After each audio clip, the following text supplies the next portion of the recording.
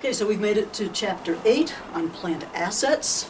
I guess the first thing you ask is, what are plant assets? And there's four basic categories. You got land improvements, buildings, machinery and equipment. We'll go into a little more detail on all of those. There's certain characteristics that something has to be a plant asset. It has to have physical substance. And here's where you think, okay, why do we make these distinctions? What assets don't have physical substance? And so if you think of something like accounts receivable, that's an asset, but you don't kind of crash into your accounts receivable. You do crash into, you know, a truck or a desk or something. So plant assets have physical substance. They also have to be used in the operations of the business. So if you have a truck that you're using to deliver meals or whatever your business does, that could be an operational asset. You call it a plant asset. If you've got a truck sitting out back that hasn't run for 3 years, that's not a plant asset because it's not used in the operations. That would be like idle equipment. Usually plant assets will have a useful life of more than a year, and they're not for resale to customers. So in the notes, you see the example. I'm not going to try to draw it. Sometimes I'll do that, but just look at the notes. You've got the freezer that's holding the ice cream. The freezer chest is the plant asset. The ice cream is the inventory, okay? The freezer is not for resale to customers. The ice cream, it is. All right. So if you think about things that are not plant assets, it would be idle equipment, idle land, and those would have different classifications. Okay, so how do we record the cost of a plant asset? This is when we're bringing it on the books for the first time. And in AC 101, you pretty much said, yeah, we bought a truck, $30,000, done. Well, we add a little more detail to that now that you're in AC 102. And the cost that it's coming on the books at is that $30,000 exchange price paid plus the cost to get it ready for its intended use. So just go through, just maybe start with land. So when you're talking about the exchange price paid for land, if we're talking about land to start here, that would include things like, the cost you paid for the land. But it would also include any closing costs, any legal fees, any broker's commissions, costs of the title search. And then on the cost of land, you have the issue of liens and back taxes. You can't pass papers, you can't take title to land or, basically buildings or equipment or anything unless the title is clear. And that means there's no outstanding back taxes or liens. So part of the initial cost of the land could be the cost of the exchange price paid, plus all the legal commissions and all of that, plus any back taxes that were owed on that land, because those would have to be paid before the title could pass. Also any liens. This is where maybe contractors have done some work, have not been paid, and so they all show up at the closing looking for their money out of the proceeds. Okay, so exchange price paid plus the costs to get it ready for its intended use. Okay, so now cost to get it ready for its intended use. Again, let's start with land. Say you buy a piece of land, it's got a hill on it, it's got some, trees on it, and you want to put up, this is where you want to put your warehouse. So part of the cost of the land would be not only, all the things that we went over in the exchange price paid, but now we've got to cut down the trees. There we go, cutting down the trees.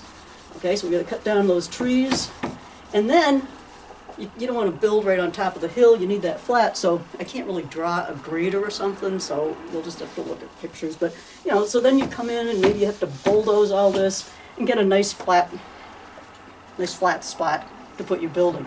So that would be part of getting the land ready for its intended use. It could be, clearing the land, tree removal. It can be the grading that goes into getting the site ready to put up the building. Maybe there was an existing, an old existing building here that was kind of falling apart, and it had to come down before you build your new building. So the cost of demoing that, okay, now we're demoing the building, that would be included in the cost of the land. So what we're trying to arrive at is what cost do we bring this land onto our books for that we're calling the asset land. So exchange price paid plus cost to get it ready for its intended use. So all of these things would go into the cost of the land. One thing that might reduce the cost of the land would be, say this building that we tore down had a chimney and we just sold the bricks and we got some money, there was some salvage value there. That would reduce the cost of the land. Okay, so let's say not land, and things that would not be included in the initial cost of land would be ongoing annual real estate taxes that get paid every single year. So those are ongoing expenses, not part of the initial cost. It's only the back taxes that would be included in the cost of the land.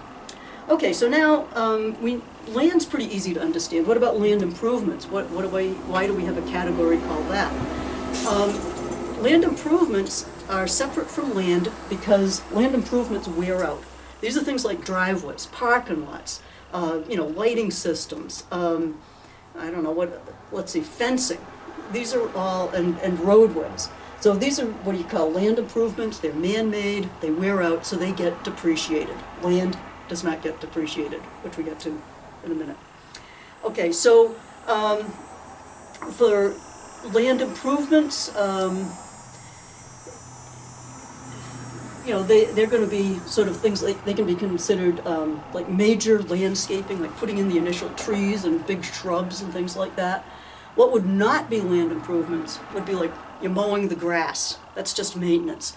Or you're planting little flowers in the beds each year. That's routine stuff.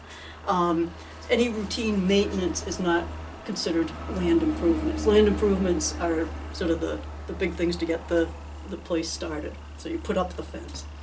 Okay, the next planned asset we'll talk about are buildings. And when you were thinking about the building, you'll have your purchase and sale agreement where you buy the building, but then maybe you've got to get it ready for its intended use. You might need to put on an addition. You might need to upgrade the wiring. There's a whole bunch of things that you might have to do.